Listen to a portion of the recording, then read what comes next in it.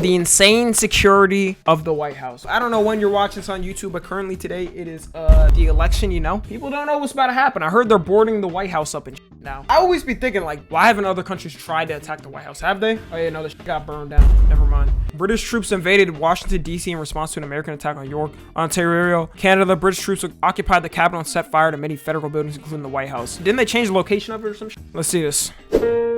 It's one of our planet's most iconic buildings, a symbol of the US, and the most secure family home in the world. Welcome to the White House.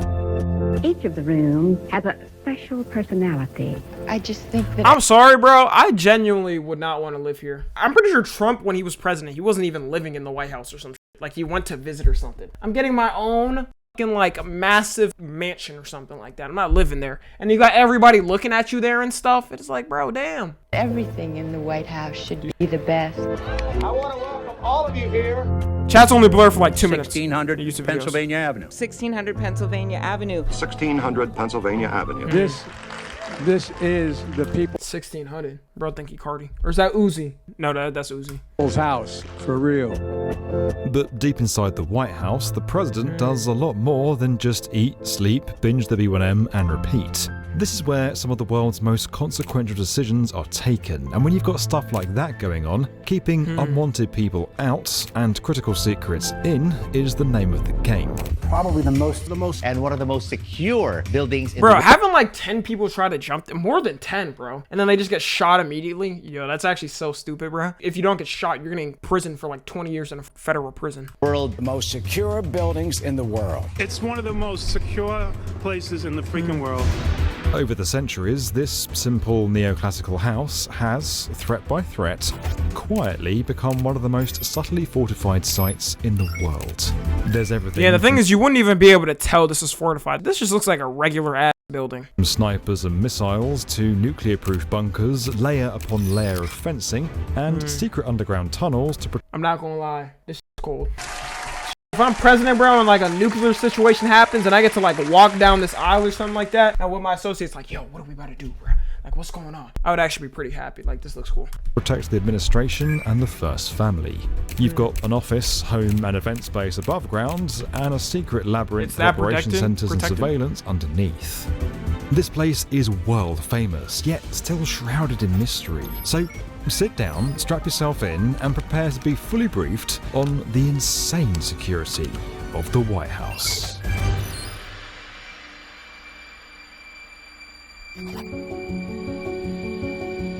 Now, before bringing you up to speed on White House security, we need to make sure you're suitably briefed on this site. We start way back in 1791 when the White House first started coming to life. Following a competition to design the mansion, Irish-born architect James Hoban saw his vision begin to take shape.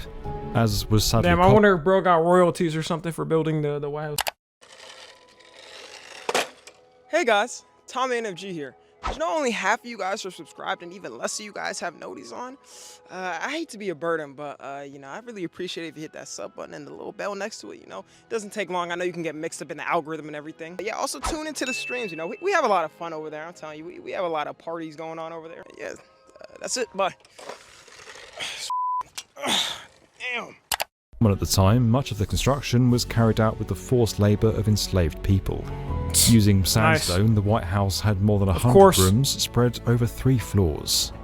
It would of course go on to be changed and updated multiple times over the years. In 1814, the British started a fire here that grew so large the glow could be seen 50 miles away. Damn. Sorry about that. It was only heavy rainfall that stopped the president's house from being flat. Oh, well, it's relatively recoverable. It only looked like a Afghanistan house that's been bombed 50 times. They could paint over that. And entirely. Notable updates throughout the 19th century included the addition of terraces to the east and west, and the iconic semicircular portico to the south. The famous West Wing was added in 1902 to create more office space. It was only meant to be temporary, but in 1909, President William Taft decided he wanted it doubled in size. Taft's real architectural legacy came with the construction of the Oval Office. Damn, so this has been here since 1909? So they didn't add this before? This room got aura, bro. Inspired by the Blue Room inside the mansion, that's the original bit of the building, The oval shape dates back to President Washington's Philadelphia mansion, the original site of the US Capitol. And this room has been the main workspace of the president. This room got aura. This whole ever desk got since. aura. Cementing the future of the West Wing, FDR expanded it again in 1934 from 15,000 up to 40,000 square feet. Damn. The East Wing, meanwhile, wasn't constructed until 1942, again to create more office space. But by the late 1940s, after standing for a century and a half, the White House was starting to show its age. America's most famous home was in danger of collapse. The beams supporting the structure were falling apart, and President Truman regularly complained of popping sounds and drafts. Then, Popping sounds? What were they doing with the tax money then? So is the tax money just going to the government officials? Like, are they not using it to fix things? I just thought of it in 1 second. You know what? I just answered my own question. in 1948, following reports it was actually unsafe to live in, the president left the White House. Everything, and I mean everything bar the outer walls, was completely rebuilt. Okay. Deep foundations were dug below the house, and the interior was fitted out with a new steel frame skeleton. More than 120 reinforced concrete columns were poured to a depth of 25 feet to support the inner walls, and 2 new sub-basement levels were excavated. It wasn't until 1952 when Truman and his family finally moved back in to what is, aside from some renovations and tech upgrades, by and large the White House that we all know today. Now, big decisions are made at the White House every day, but the crucial daily maintenance of local infrastructure generally falls to local cities and councils. Now, on one hand, the White House is a ridiculously secure building full of mystery and international secrets. But on the other, we as the public... Do they keep secret files there? Am I stupid for asking that? I feel like that would be a dumb place to keep it, because like, wouldn't that be the first place a foreign entity would go to attack? are welcome I thought to they keep it on apply to bases the and lazy stuff. round this grand old house. There are 132 rooms and what feels like a disproportionate... Tom, would you want to be the president? Because I would not. No, I'm gonna be honest, bro. You just lose all your fucking freedoms and shit.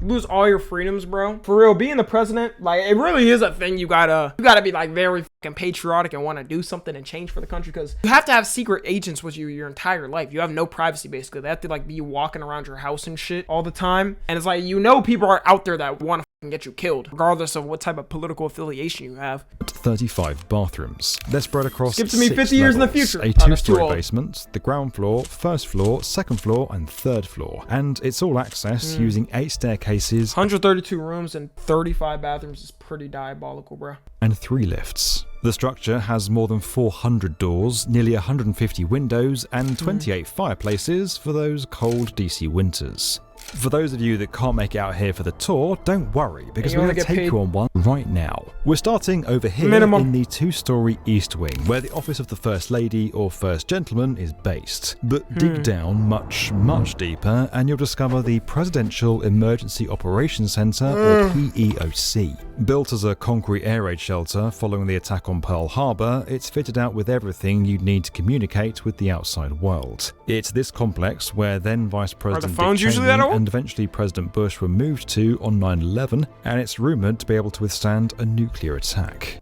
Oh, hey, well, at least they had some nice cookies and shit for, you know, when they had discussed this serious situation. In the iconic executive Shout out to the mansion, Black Queen you'll there. find I know, the I saw her for a staterooms second. spread across the ground and first floors, with the residence where the first family actually lives above that. A corridor connects the east and west wings, stretching all the way through the main house. And so, over to the West Wing. Along the ground floor, there are offices for the Secret Service. Bro, it's actually insane seeing, like, the mapping and the leveling actual, like, process. Because normally when you're walking through, you don't see any of this. You're just like, oh, it's just building, has this and that. and Homeland Security. The Navy mess is here too. Since 1951, the Navy's best culinary minds have catered for the White House. Next door is the famous... I didn't even think of that, bro. You get your own, like, personal chef. Oh my god, bro. You would never need to order out food or anything. Honestly, I might become president now.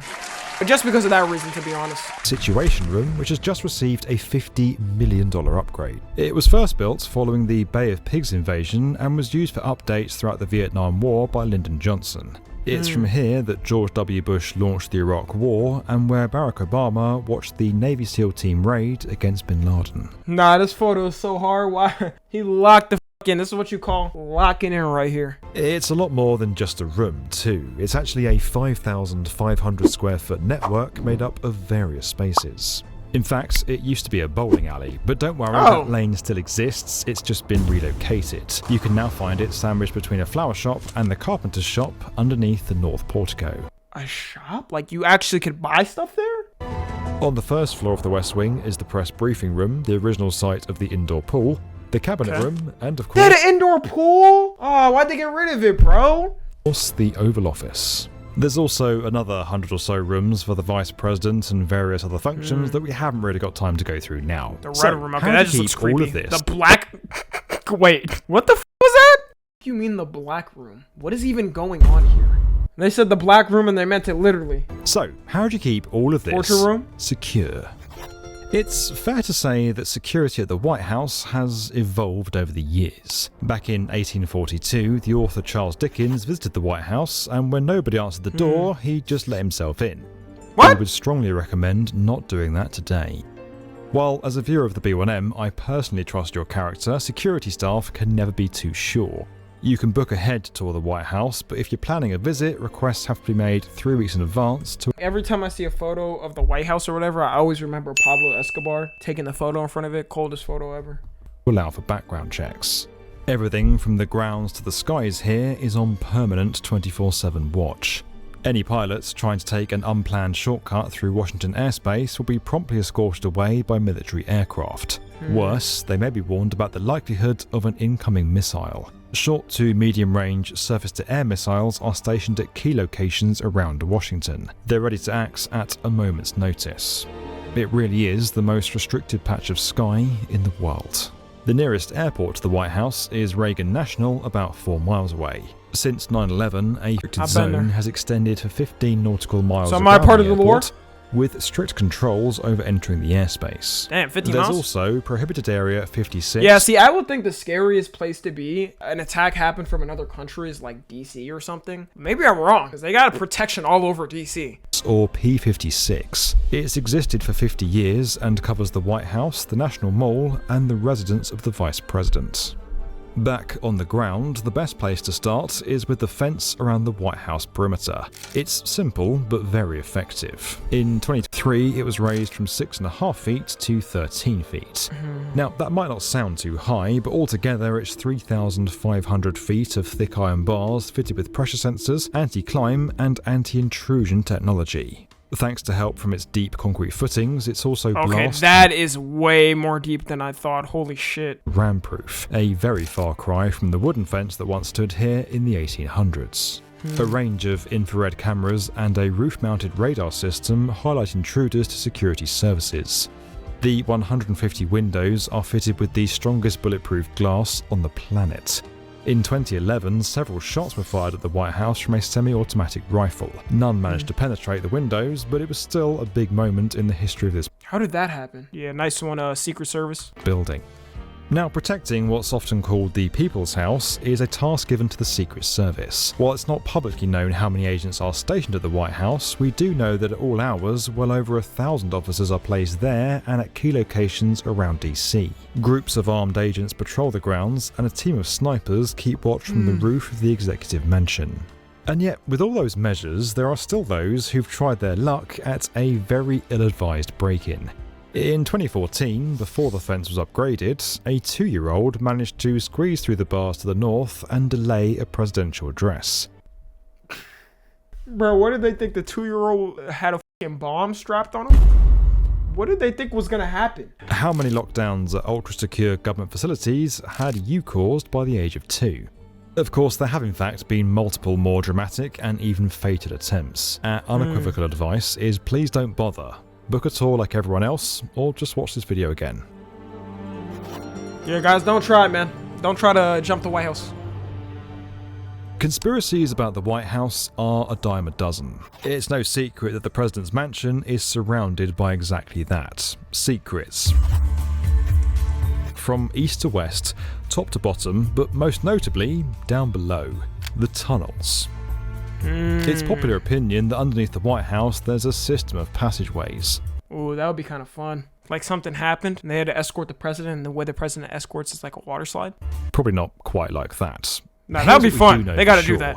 There's a tunnel Actually, that would be my first presidential act. that leads down to the Presidential Emergency Operations Center.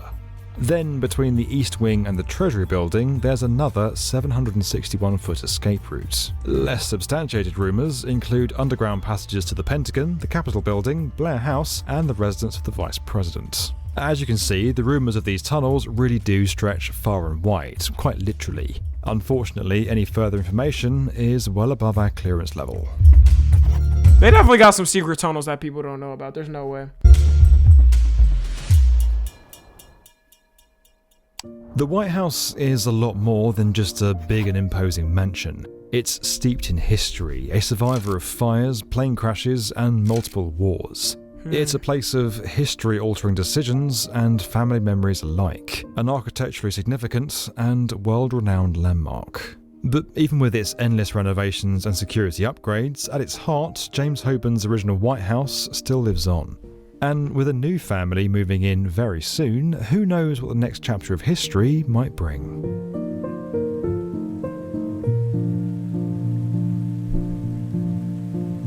W video, man. I would not want to live here. Yeah, no, in all respect, I'm not living in this shit. Man, I'm getting my own goddamn personal fucking mansion a couple miles away or something like that. Like, I need a nice, modern, clean house, you know what I'm saying? I need something like that. Yeah, if you're watching on the tube, make sure to join the Discord and watch the streams. Subscribe to Tommy NFG.